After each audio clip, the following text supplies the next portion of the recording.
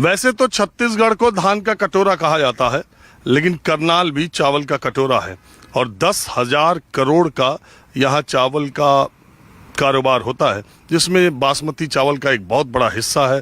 कुल 150 से ज़्यादा राइस मिल्स करनाल में है। और अगर मैं खेती की बात करूं तो आप देखिए, आपकी निगाहें या मेरी निगाहें जहां तक कैमरे की निगाहें जा सकती हैं, वहां तक आपको धान का खेत दिखाई दे रहा है। हर तरफ एकदम हरे भरे खेत। अभी पूर्वी उत्तर प्रदेश या बिहार में बहुत बड़ा क्षेत्र है जहां पर धान की रोपाई नहीं हुई है, लेकिन हरियाणा के इस बेल्ट में, खासकर करनाल में, देखिए मैं ग्रामीण इलाकों में हूं और आपको सड़क के इस तरफ, ये गांव की तरफ एक रास्ता जाता है और सड़क के इस तरफ जहां तक आप देखेंगे ये धान के खेत, उधर रुपाई का काम हो रहा है। और यहाँ पर हरियाणा में असल में धान और गेहूं की खेती बहुत बड़े पैमाने पर होती है और बहुत सारे लोग उत्तर प्रदेश के और बिहार के लोग सोचते हैं ना, जो किसान आंदोलन धान और गेहूं को लेकर के होता है, तो उसका कारण है कि यहाँ मंडियाँ इतनी ज़्यादा है कि किसान धान हुआ, गेहूं हुआ, काटा और उसे ले जाके मंडियों में सीधे बोरे में भरने की भी ज़रूरत नहीं है और दूसरे तीसरे दिन पैसा आ जाता है। कुछ लोग, आप इसी गांव के? जी सर, इसी गांव का हूँ, कतलेड़ी गांव है। क्या करते हैं आप? सर खेती बाड़ी। धान की? धान गेहूँ बस दो? नहीं, बाकी सीजनल भी होती है, जैसे मूंग की होती है, चारा होता है पशुओं के लिए, वो भी करते हैं, मक्की भी करते हैं। तो धान गेहूँ तो सरकारी खरीद आप लोगों की हो ही जाती है? हाँ, हो जाती है सर, पूरी? हाँ, लगभग पूरी हो जाती है सर। जो इसमें 2 बीज होते हैं, एक बारीक एक मोटा। मोटे को सरकार खरीद लेते हैं और जो बारीक होता है, जिसमें बासमती या 11-21 होती है, उसको प्राइवेट सेलर वाले ले लेते हैं। तो 5-21 क्या है सर? 5-21 को ब्रांड है तो है, लेकिन वो पतला उसमें आता है, बारीक में आता है, बासमती में? हाँ, हमारे यहाँ उसको यूज नहीं करते, हम नहीं यूज करते बेसिकली। आप ज्यादातर मोटा उपजाते हैं या बासमती? सर लगभग मिक्स, थोड़ा थोड़ा सारा, ताकि एक ही। बासमती तो प्राइवेट में देते हो? हाँ, लेकिन इस एरिया में बासमती नहीं होता सर, बीमारी आ जाता है उसमें। उधर होता तावड़ी में? हाँ, तावड़ी में पहले था, अब नहीं है। तावड़ी में परचेज करता है, लेकिन वो सराउंडिंग एरिया से। अच्छा, बाकी किसानों का हालचाल हरियाणा में क्या है? ठीक है सर, लोग कहते भी सक्षम है, ऐसा नहीं है कि नहीं है, और इसीलिए लोग लीज पे लेते हैं। वो एक हद से ज़्यादा अमाउंट दे देते हैं लीज का भी, किराए पे जो खेत हाँ, लेते हैं। ठेके पे बोलते हैं उसको, लीज पे बोलते हैं। वो उसको थोड़ा ज़्यादा अमाउंट दे देते हैं। मतलब रूटीन में एक दूसरे के पास देखा था कि किसी को रूटीन का रेट 50,000 पर एकड़ का है, वो लोग 70,000 तक लगा देते हैं, जो कि गलत होता है, क्योंकि उसका बर्डन किसान पे आता है।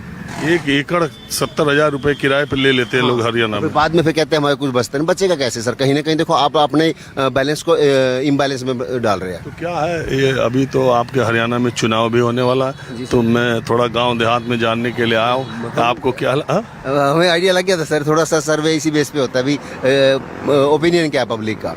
सर तो गाँव देहात में सर देखो, अक्सर यही होता है कि लोग चाहते तो है बदलाव, पर बदलाव में कहीं ना कहीं लोकल जो पार्टी होती है वो डिस्टर्ब कर देती है। मैक्सिमम लोग अब की बार भी कांग्रेस और बीजेपी दोनों में बराबर थे और वही रिजल्ट रहा है। हालांकि सीटें कांग्रेस की ज़्यादा आई है, लेकिन जहां हम देखें तो जो साथ लगती पार्टी है वो तो बीजेपी रही है।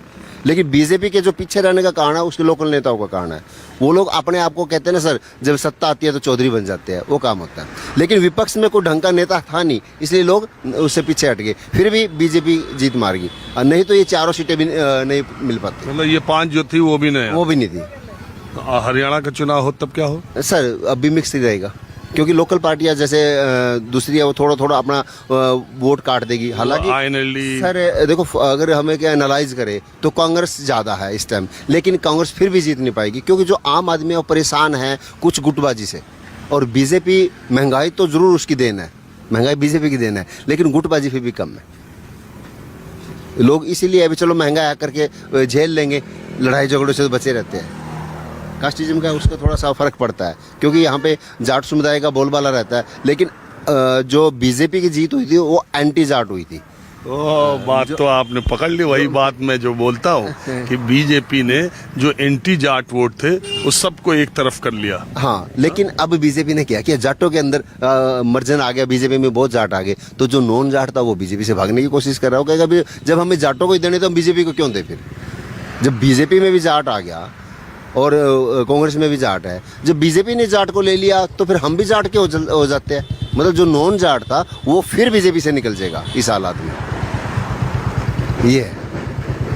कुल मिला जो यहाँ की बात वही जाति पे। देखो होता पता क्या है, चाहती जनता बदलाव है और बदलाव ही सक्सेस की सबसे बड़ी कुंजी है। क्योंकि जब तक आप बदलोगे नहीं, आप किसी भी देख रहे हो, हम अपने लोकल इलेक्शन में देखते हैं सरपंच या उसका एक बंदा सरपंची में खड़ा होता है, पहली बार वो लोगों के पांव तक पकड़ता है, वो तैयार होता है भी हम किस तरह में जीत जाऊं। जैसे वो इलेक्शन बनता है वो 50% लोगों को राम राम करना बंद कर देता है। जब अगला इलेक्शन आता है तो वो थोड़ा सा पावर में महसूस करता है। अच्छा, इस इलाके में किस जाति के लोग ज्यादा हैं? सर जो ये एरिया पर्टिकुलर एक रोड कम्युनिटी है उसका है, रोड और सिख ये दोनों है। रोड बेसिकली वो मराठा के नाम से भी जाने जाते हैं पर वो रोड ही है, लेकिन है सभी। तो रोड तो ज्यादा बीजेपी की तरफ है। हाँ रोड ज़्यादा बीजेपी की तरफ है इस बात में। और बैकवर्ड? सर बैकवर्ड भी बीजेपी की तरफ है, क्योंकि और वो उधर थोड़ा सा को आंकड़ा गेम हो गया था ना बीच में, इसलिए बीजेपी थोड़ा सा 5 सीटों पे कुछ हद तक कर गई भाई। अपना कहते हैं भाई राजपूत किधर है? राजपूत सर दोनों तरफ ही है। वैसे मैं उम्मीद उनकी है तब बीजेपी की तरफ जाए, लेकिन लोकल पार्टी की वजह से थोड़ा सा एंटी हो जाता है, लेकिन राजपूत ज़्यादा बीजेपी में है। तो देखिए इस इलाके में दरअसल जब बंटवारा हुआ भारत पाकिस्तान का, तो जो ज़्यादा बंटवारा हुआ तो वो तो पंजाब और बंगाल 2 राज्यों का ही हुआ। तो बहुत सारे शरणार्थी जो आए वो करनाल में भी आपको पंजाबी बहुत सिख भी मिल जाएंगे, हिंदू भी मिल जाएंगे। और इस इलाके में तो यहाँ सिखों के गांव भी बहुत ज़्यादा है। आपका गांव किधर है? आगे जी बांसा गाँव है मेरा। आपके गांव में सिख ज़्यादा है ना? सिख है बराबर ही हैं, सारी कास्ट हाँ? बराबर ही हैं, सारी कास्टें भी हैं। ज़्यादातर वो बंटवारे के बाद आए लोग थे। हाँ वही हैं, ज़्यादा सिख तो वही हैं जो बंटवारे से आए हैं, वही हैं सिख ज़्यादा यहाँ। तो आपके यहाँ सिखों में किस पार्टी का बोलबाला ज़्यादा है? ये भी कुछ नहीं बता सकते सर हम तो। हाँ?